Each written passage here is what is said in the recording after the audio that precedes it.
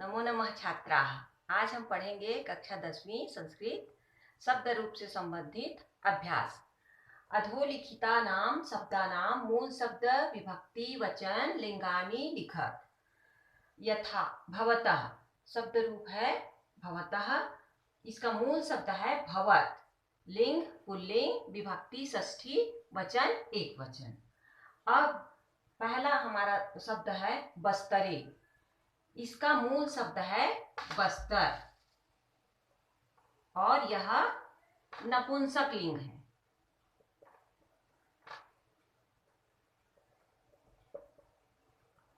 और बस्तर अकारांत शब्द है, तो इसी तरह फल अकारांत शब्द है और नपुंसक लिंग है, तो उसका रूप जैसे चलता है उसी तरह बस्तर का रूप चलेगा।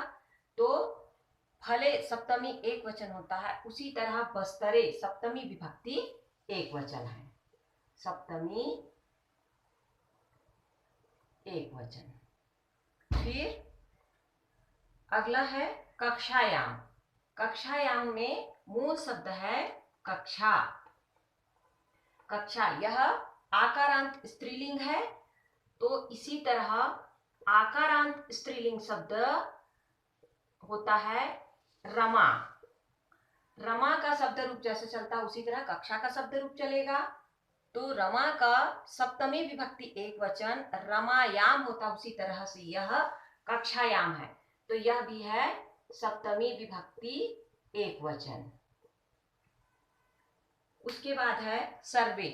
सर्वे मतलब सब, यह एक सर्वनाम शब्द है, इसका तीनों लिंगों में प्रयोग होता है, परंतु हमारी इस पाठ में पुल्लिंग शब्द का प्रयोग हुआ है, तो हम सर्व और पुल्लिंग का रूप यहाँ देखेंगे। तो सर्व पुल्लिंग में यह प्रथमा विभक्ति और बहुवचन में होता है। उसके बाद है कश्याम। कश्याम इसका मूल शब्द है किम। किम माने क्या।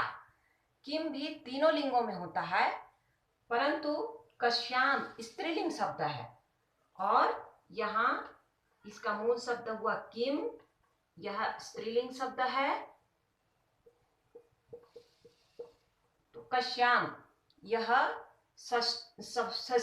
सप्तमी विभक्ति एक वचन में होता है कश्याम, तो यह हो गया सप्तमी एक वचन। उसके बाद है पित्रा। इसका मूल शब्द है पितृ। पितृ मतलब पिता, यह एक पुल्लिंग शब्द है और इसका शब्द रूप हम पढ़ ही चुके हैं, तो इसके शब्द रूप के आधार पर पित्रा यह तृतीया विभक्ति एक वचन है।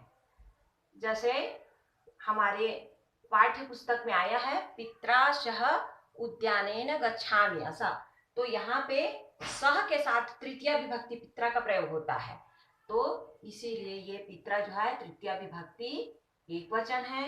उसके बाद है यानेन। इसका मूल शब्द है यान। यान अकारांत नपुंसक लिंग शब्द है, तो इसका भी रूप फल के समान चलेगा। और यानेन जो है ये है तृतीया विभक्ति एक वचन। किसके द्वारा जाना है या किससे संबंधित कुछ कार्य, उसके लिए तृतीया विभक्ति का प्रयोग होता है, तो यह है नपुंसक लिंग शब्द।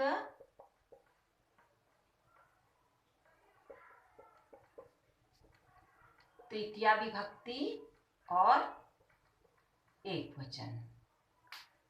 इसके बाद अगली कक्षा में हम धातु रूप से संबंधित अभ्यास करेंगे। धन्यवाद।